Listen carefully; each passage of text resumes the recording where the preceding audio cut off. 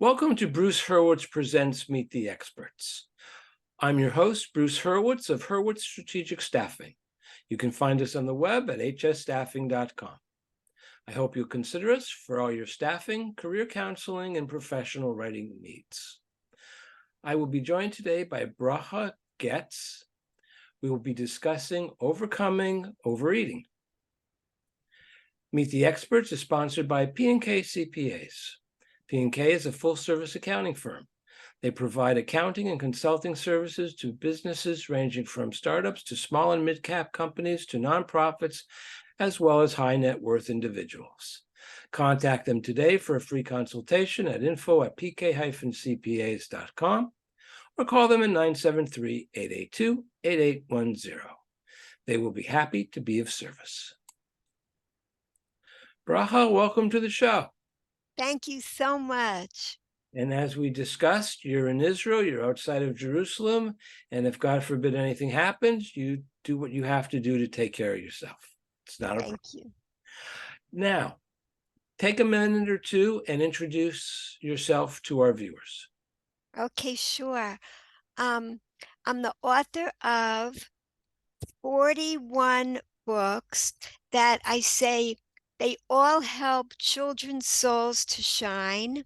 That's what they all have in common. And one memoir for adults about a very candid memoir about my journey.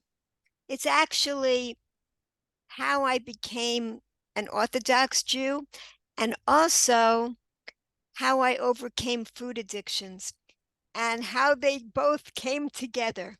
The book is kind of a documentary because I actually used excerpts from my diaries and journals and letters, putting the whole, it's a compilation of the thread of 20 years' time, developing the food addictions and then healing from them.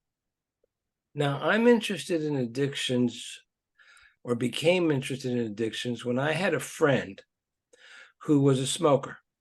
I'd say moderate, maybe to heavy, but moderate would probably be more accurate. And she must have been 32, 33, something like that. I'm not so stupid as to ask. And she got a new boyfriend who was 5 years old. And her 5-year-old boyfriend told her that if she wanted to be his girlfriend and if she wanted him to be her boyfriend, she had to quit smoking. All right? She quit smoking. Wow. But she did cold turkey. No problems at all. And she really quit because her clothes no longer smelled of smoke. Her breath really didn't ever smell of smoke. It always had a minty fresh flavor because she was hiding the smell of the smoke. I asked my doctor how it's possible, how a person can just quit cold turkey, and he said that there are some people whose brains produce whatever chemicals are needed and they stop immediately, so that there's no, the addiction is gone. Most people can't do that. How did you stop overeating? So I think it's very interesting, this story that you're saying. Something else filled up her life. She wanted to have this close friendship with this little boy. Is that what happened? Well, I mean, you got to understand. It's funny that you're in Israel outside of Jerusalem. As I told you, I lived in Israel from 77 to 90. And I had a number of children, mainly girls, who were the children of friends. And the girls would become my girlfriend. And it would last a few years. And somebody asked me once, well, why would I want to have a little girlfriend? And I said, well, for selfish reasons. One, it's a great way to learn Hebrew. Yeah. When you're reading a bedtime story, to a 3-year-old or a 4-year-old or a 5-year-old, you're learning not only the language, but the culture. Yes. I think I've watched more Sesame Street in Hebrew than I have in English. Yes. It's Yes. also a way to learn to teach, to learn to mentor. And for the parents, A, it's free babysitting. And B, that's another adult that they can rely upon in case the child needs some assistance. There's nothing improper in the least about it. Everybody, it's a win-win for everyone. Now, she did not want to disappoint her little boyfriend because she knew that his demand that she quit smoking was coming from an unselfish place. Yes. So she had no choice in the matter. If she did not quit smoking, he would have dumped her, and she didn't want to be dumped by a 5-year-old. By a 35-year-old, who cares? By a 5-year-old, no. So it wasn't so much that there was something taking the place of the smoking. It was more mental, more psychological, which I want to get to now. That she didn't want to disappoint her little friend. Now, with overeating, with smoking, with any addiction, you have the physical and you have the mental. The physical can be pretty easy to deal with, but the mental is what's difficult, because with smoking, you're missing, I've never really smoked, but you're missing the feeling of the cigarette. You want to, now I know it's the same for food, that you're watching a sporting event on television, you have to have potato chips. All right. You get upset, you have to have the ice cream and the chocolate cake. How do you overcome the mental factor? See, I guess I feel that this relationship was filling that emptiness inside of her that the smoking was trying to fill before. I feel it was a replacement, a really good replacement, because when we have an addiction, what we really want is not the food or the cigarette or the gambling. What we really want is lasting pleasure. That's what we're really after. That's what fills the emptiness inside of us. We're looking to fill that empty place, and the more desperately we feel that emptiness, the more we try to fill it with externalities that never fill it. They just temporarily cover it up so we don't feel the pain so much. Now, this little boy, this relationship was so fulfilling to the person that she did make a choice. I see it as she made a choice. I want this relationship more than I want the cigarettes. And it's about recognizing that there are different levels of pleasure and identifying what brings you more pleasure than what you're stuck on and what you're addicted to. And if you can recognize, we are addicted because of a sense of scarcity in life. There's not enough pleasure in my life, so I better keep stuffing my face and eating more because I want the pleasure that I'm getting this very second to continue. It's a sense of fear, a sense of scarcity. But if she recognized there's this pleasure, this really deep pleasure available to me, I can stop the smoking right now and keep this deep pleasure in my life. But there's an addiction. For example, you can be addicted with smoking, you get addicted to nicotine. And there is a physical need that you have for the nicotine. In Yeah. her case, she didn't have it, so she was able to stop cold turkey. It's not just the absence of pleasure, the desire, the overwhelming desire for pleasure. Someone overeats and all of a sudden they see themselves in the mirror, or somebody takes a photo and they see themselves in the photo and they don't realize what they look like. And they're embarrassed, they're ashamed, and the pleasure's gone out of it. But the psychological need still exists for the sugar in the ice cream or the whatever, the sugar in the cake, whatever it could be. But you could theoretically be overeating something that's healthy for you. I mean, I've never heard of anybody overeating vegetables, Right. but there's no reason why that couldn't be an addiction. I don't know of anything that isn't sometimes taken to an extreme. So forget about my friend. Talk to us about you. How did you get over your addiction to food or Right. to overeat? However you. What I feel, what I came to is that that there's a spiritual basis to addictions.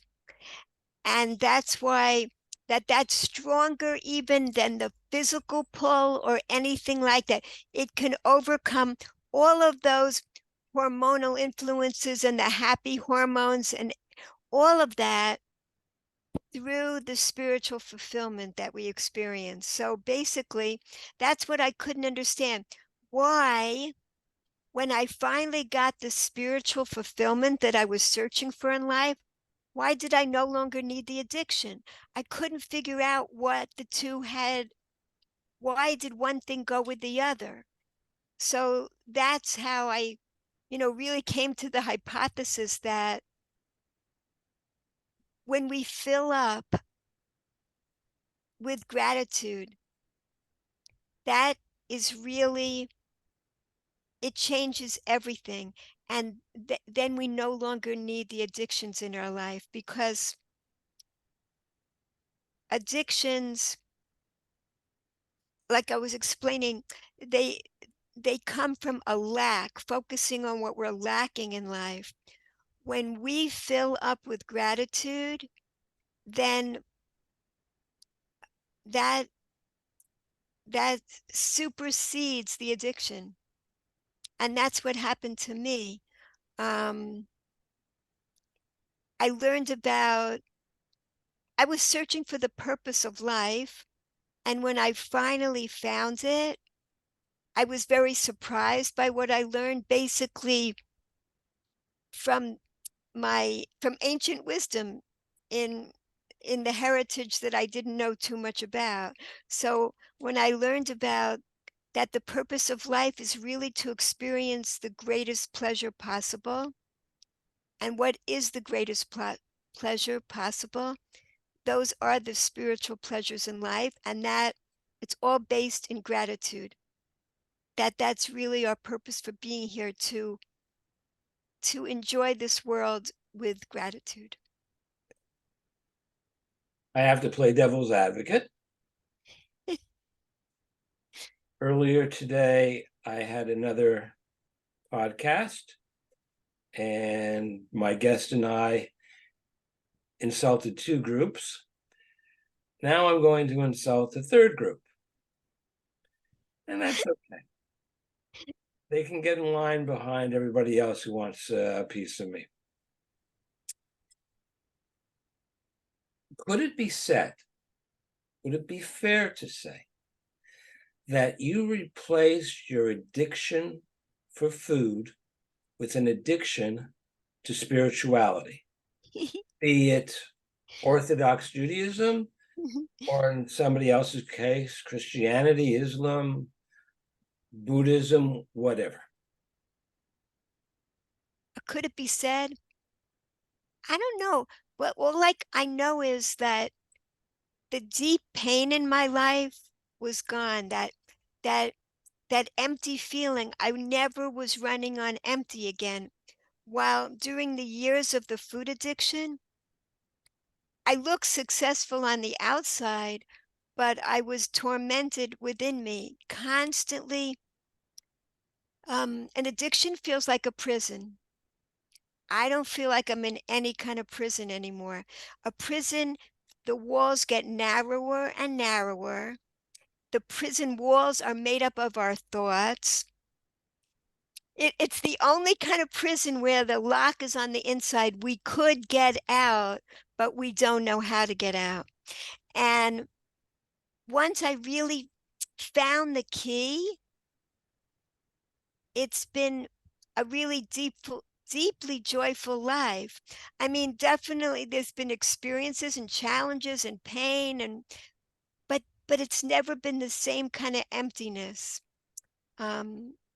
It's never been a gray kind of world like it was before.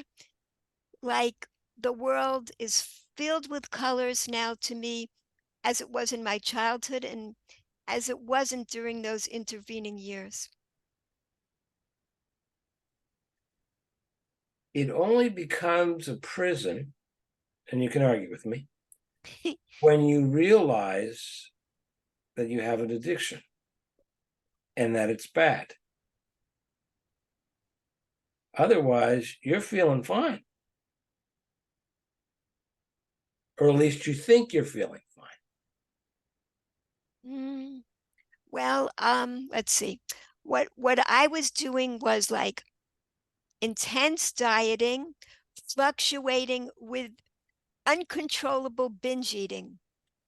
And I would say that when I was doing the dieting, maybe I felt really great. I'm in control because it's a lot about control.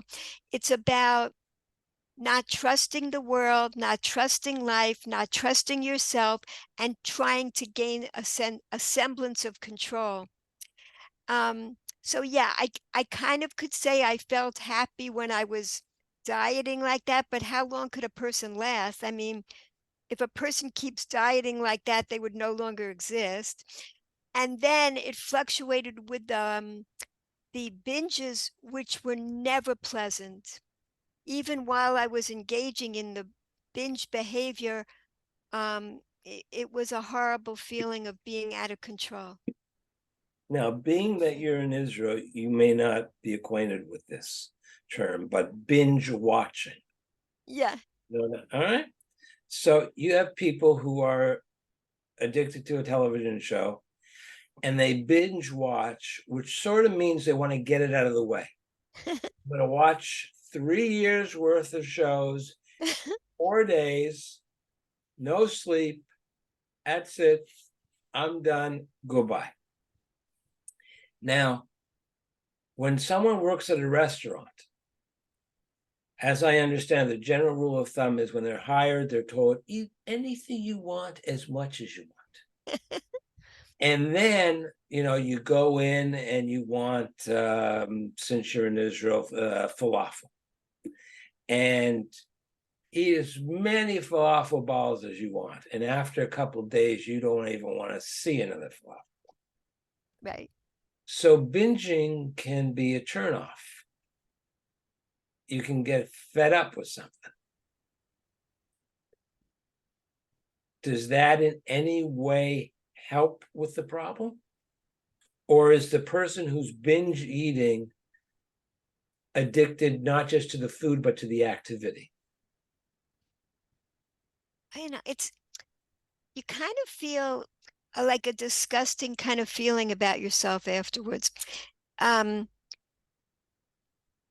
even if it's pleasurable to binge watch while you're doing it, afterwards it doesn't fill you with lasting gratitude. And I feel that's the real difference between having an addiction and not having an addiction.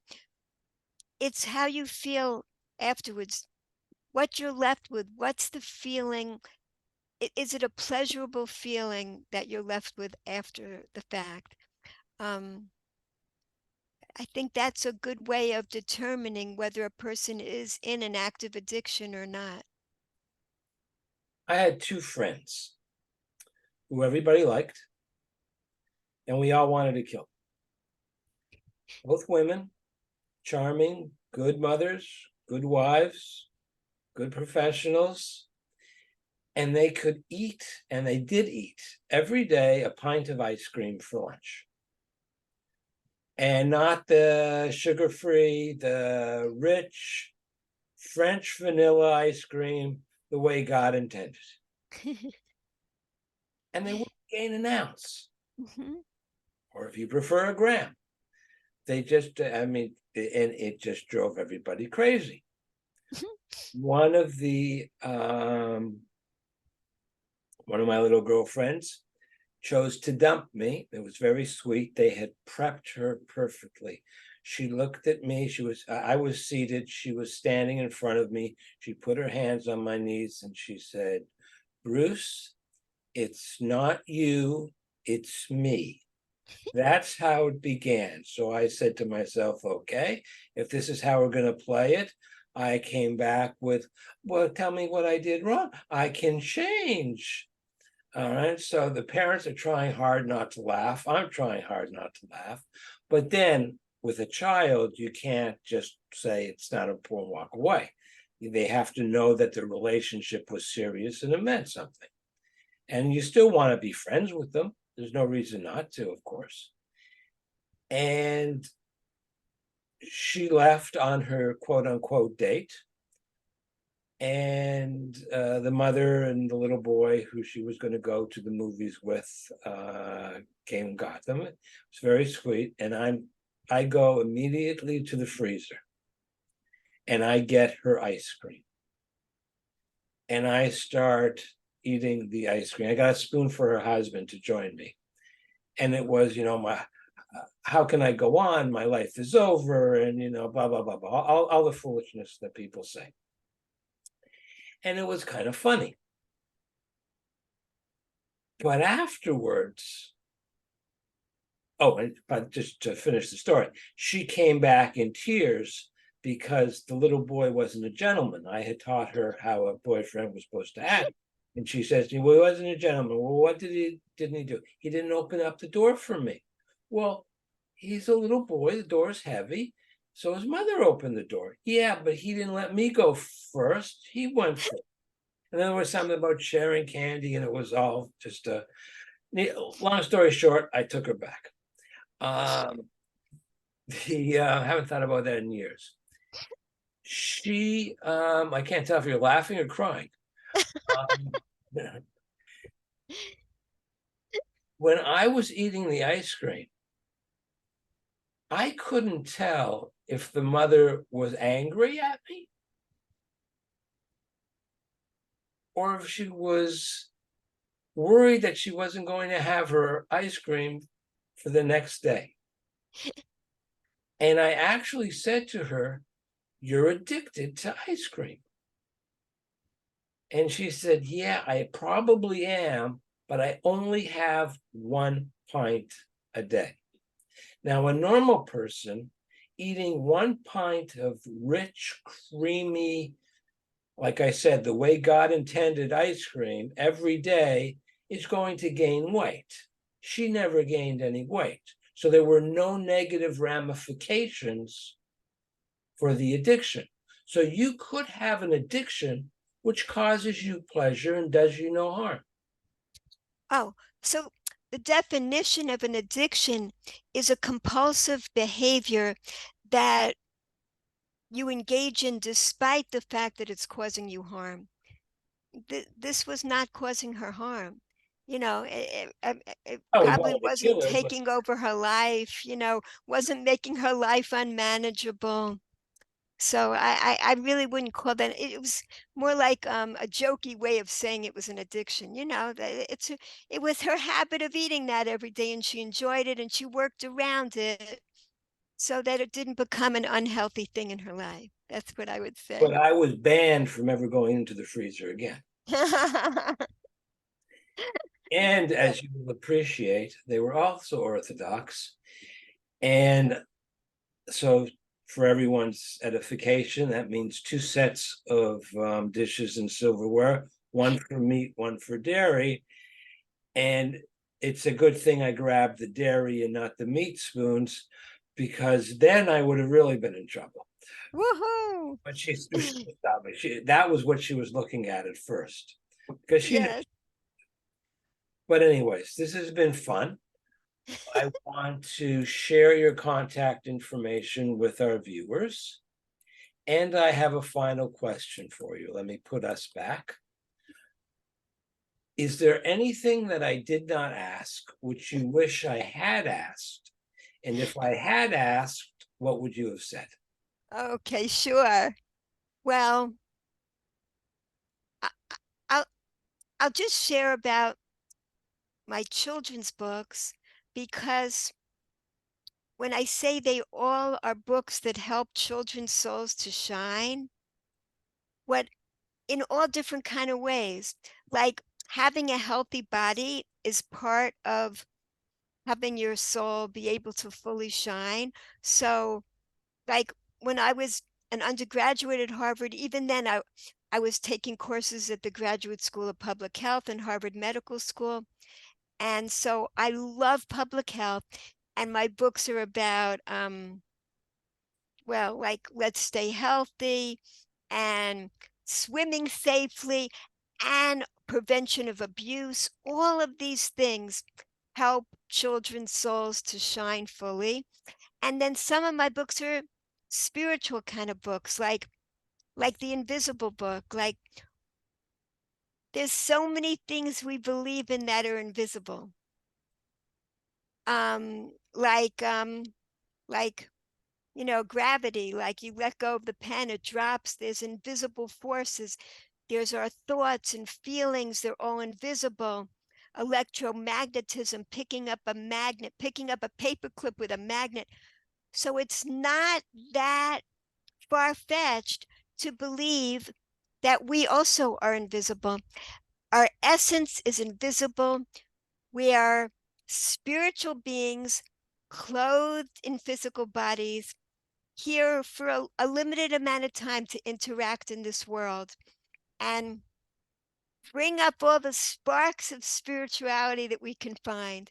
So those are the kind of books I write, explaining to young children what I wished I knew as a child, to be able to identify as a spiritual being early in life, and teaching children happiness skills, gratitude, really early in life, so they don't have to play catch up like I had to do.